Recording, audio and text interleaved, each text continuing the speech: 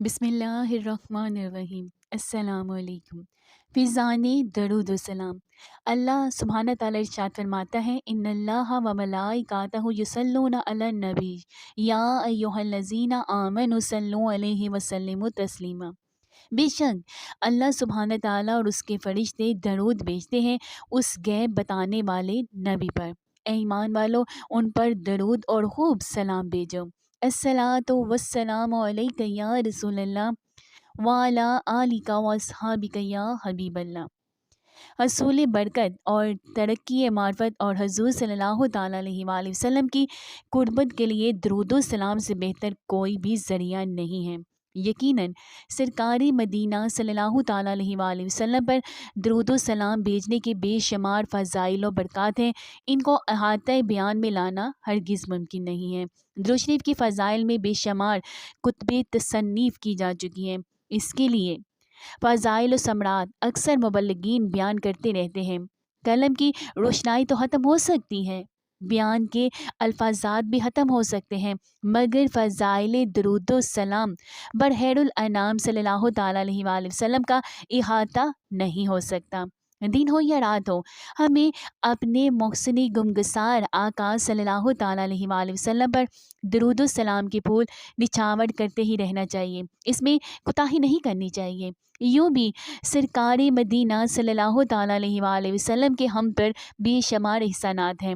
بطن سیدہ آمنہ رضی اللہ تعالیٰ عنہا سے دنیائے آب و گل میں جلوہ افروز ہوتے ہی آپ صلی اللہ تعالیٰ علیہ وآلہ وسلم نے سجدہ فرمایا اور ہونٹوں پر یہ دعا جاری تھی، ربی حب لی امتی، یعنی پروردگار میری امت میرے حوالے فرما۔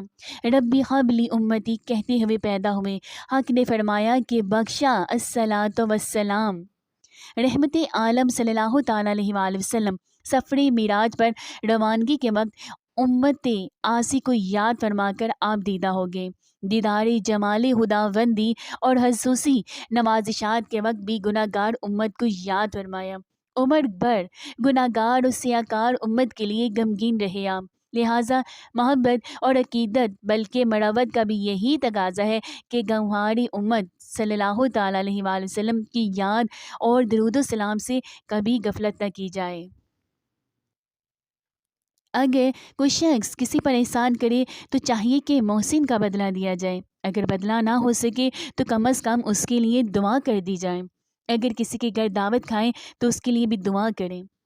پیارے مصطفیٰ صلی اللہ تعالیٰ علیہ وآلہ وسلم کے ہم پر تو کتنے ہی احسانات ہیں، مگر یہ کب ممکن ہے کہ ہم ان کا شکریہ ادا کر سکیں۔ بس اتنا ہی کریں کہ ان پر درود و سلام کے تحفے بھیجا کریں، یعنی آپ صلی اللہ تعالیٰ علیہ وآلہ وسلم کے حق میں دعائیں رحمت کیا کریں، جیسے فقراء صحیح داتا کو دعائیں دیتے ہیں۔ مذکورہ بالا آیت کریمہ سرکار مدینہ صلی اللہ تعالیٰ علیہ وآلہ وسلم کی صریح نعت ہے۔ اس میں ایمان والوں کو پیارے مصطفیٰ صلی اللہ تعالیٰ علیہ وآلہ وسلم پر درود و سلام بھیجنے کا حکم دیا گیا ہے۔ لطف کی بات تو یہ ہے کہ اللہ سبحانہ تعالیٰ نے قرآن کریم میں کافی احکامات صادر فرمائے ہیں، مثلا نماز، روزہ، حج وغیرہ وغیرہ، مگر کسی جگہ یہ ارشاد نہیں فرمایا کہ یہ کام ہم بھی کرتے ہیں، ہمارے فرشتے بھی کرتے ہیں، اور ایمان والو تم بھی کیا کرو۔ صرف درود شریف کے لیے ہی ایسا فرمایا گیا ہے۔ اس کی وجہ بالکل ظاہر ہے، کیونکہ کوئی کام بھی ایسا نہیں جو خدا کا بھی ہو اور بندے کا بھی۔ یقیناً اللہ تبارک و تعالیٰ کے کام ہم نہیں کر سکتے، اور ہمارے کاموں سے اللہ سبحانہ تعالیٰ بلند و بالا ہے۔ اگر کوئی کام ایسا ہے جو اللہ سبحانہ تعالیٰ کا بھی ہو، ملائکہ بھی کرتے ہو اور مسلمانوں کو بھی اس کا حکم دیا گیا ہو، وہ صرف اور صرف آقائے دو جہان صلی اللہ تعالیٰ علیہ وآلہ وسلم پر درود و سلام بھیجنا ہے۔ جس طرح حلال عید پر سب کی نظریں جمع ہو جاتی ہیں، اسی طرح مدینے کے چاند پر ساری مخلوق کی اور خود خالق کی بھی نظر ہے۔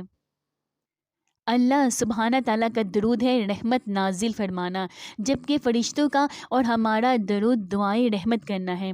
الصلاۃ والسلام علیک یا نبی اللہ وعلی آلک واصحابک یا نور اللہ۔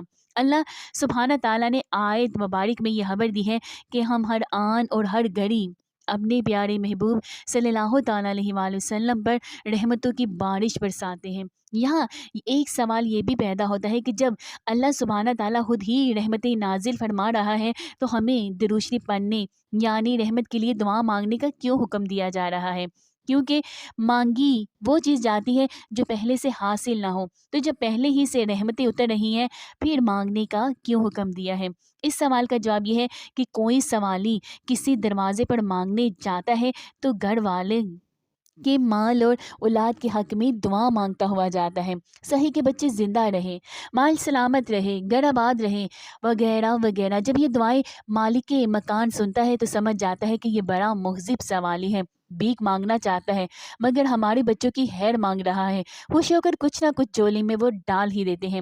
یہاں حکم دیا گیا ہے، اے ایمان والو، جب تم ہمارے یہاں کچھ مانگنے آؤ تو ہم سے تو اولاد سے پاک ہے، یعنی ہم تو اولاد سے پاک ہے مگر ہمارا ایک پیارا حبیب ہے محمد مصطفیٰ صلی اللہ تعالیٰ علیہ وآلہ وسلم، اس حبیب صلی اللہ تعالیٰ علیہ وآلہ وسلم کی، اس کے اہل بیت کی اور اس کے اصحاب کی خیر مانگتے ہوئے، ان کو دعائیں دیتے ہوئے آؤ تو جن رحمتوں کی ان پر بارش ہو رہی ہے اس کا تم پر بھی چھینٹا ڈال دیا جائے گا۔ درود شریف پڑھنا دراصل اپنے پروردگار کی بارگاہ سے مانگنے کی ایک اعلیٰ ترکیب ہے۔ نیز اس آیت مقدسہ میں مسلمانوں کو متنبہ یعنی کہ خبردار فرما دیا گیا ہے کہ اے درود السلام پڑھنے والوں، ہرگز ہرگز یہ گمان بھی نہ کرنا کہ ہمارے محبوب صلی اللہ تعالیٰ علیہ وآلہ وسلم پر ہماری رحمتیں تمہارے مانگنے پر موقوف ہیں اور ہمارے محبوب صلی اللہ تعالیٰ علیہ وآلہ وسلم تمہارے درود السلام کے محتاج ہیں۔ تم درود پڑھو یا نہ پڑھو، ان پر ہماری رحمتیں برابر برستی ہی رہتی ہیں۔ تمہاری پیدائش اور تمہارا درود السلام پڑھنا تو اب ہوا۔ پیارے حبیب مصطفیٰ صلی اللہ تعالیٰ علیہ وآلہ وسلم پر رحمتوں کی برسات تو جب سے ہے جب کہ جب اور کب بھی نہ بنا تھا، جہاں وہاں کہاں سے بھی پہلے ان پر رحمتیں ہی رحمتیں ہیں۔ تم سے درود السلام پڑھوانا یعنی پیارے محبوب صلی اللہ تعالیٰ علیہ وآلہ وسلم کے لیے دعائیں رحمت منگوانا تمہارے اپنے ہی فائدے کے لیے ہے۔ تم درود السلام پڑھو گے تو اس میں تمہیں کثیر اجر و ثواب ملے گا۔ درود السلام پڑھنے والے پیارے مومنوں، آپ کو مبارک ہوں۔ جب آپ ایک بار درود شریف پڑھتے ہیں تو اللہ سبحانہ تعالیٰ 10 بار رحمتیں بیچتا ہے، 10 درجات بلند کرتا ہے اور 10 نیکیاں عطا فرماتا ہے، 10 گناہ مٹاتا ہے، 10 غلام آزاد کرنے کا ثواب اور 20 غزوات میں شمولیت کا ثواب عطا فرماتا ہے۔ درود پاک سبب قبولیت دعا ہے، اس کے پڑھنے سے شفاعت مصطفیٰ صلی اللہ تعالیٰ علیہ وآلہ وسلم واجب ہو جاتی ہے۔ مصطفیٰ صلی اللہ تعالیٰ علیہ وآلہ وسلم کا باب جنت پر قرب نصیب ہوگا۔ درود پاک تمام پریشانی کو دور کرنے کے لیے اور تمام حاجات کی تکمیل کے لیے کافی ہے۔ درود پاک گناہوں کا کفارہ ہے، صدقے کا قائم مقام بلکہ صدقے سے بھی افضل ہے۔ درود شریف پڑھنے سے مصیبتیں ٹلتی ہیں، بیماریوں سے شفا حاصل ہوتی ہے، خوف دور ہوتا ہے، ظلم سے نجات حاصل ہوتی ہے، دشمنوں پر فتح حاصل ہوتی ہے، اللہ سبحانہ تعالیٰ کی رضا حاصل ہوتی ہے اور دل میں اس کی محبت پیدا ہوتی ہے، فرشتے اس کا ذکر کرتے ہیں، اعمال کی تکمیل ہوتی ہے، دل و جان ذات و مال کی پاکیزگی حاصل ہوتی ہے، پڑھنے والا خوشحال ہو جاتا ہے، برکتیں حاصل ہوتی ہیں، اولاد در اولاد 4 نسلوں تک برکت رہتی ہے۔ سبحان اللہ۔